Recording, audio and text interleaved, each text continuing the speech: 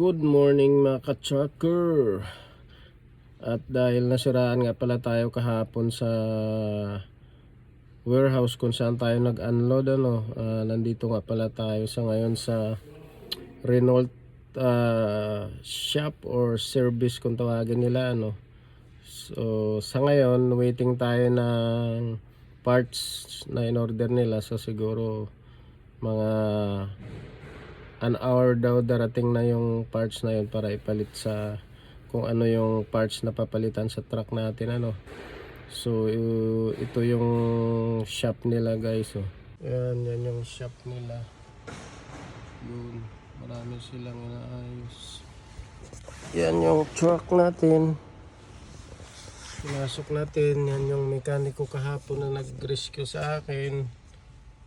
Yun, marami silang inaayos dito, mga fire truck, kung ano-ano, basta Renault. Ayun may malaking pangalan na Renault truck.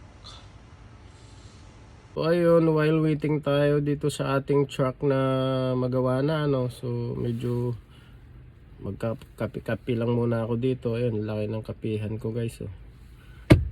Galing nga pala tayo sa mahabang bakasyon, sa mahabang pahinga. Ito medyo mahaba-haba rin ang pahinga natin dahil sa Monday pa yung galaw yata natin ito.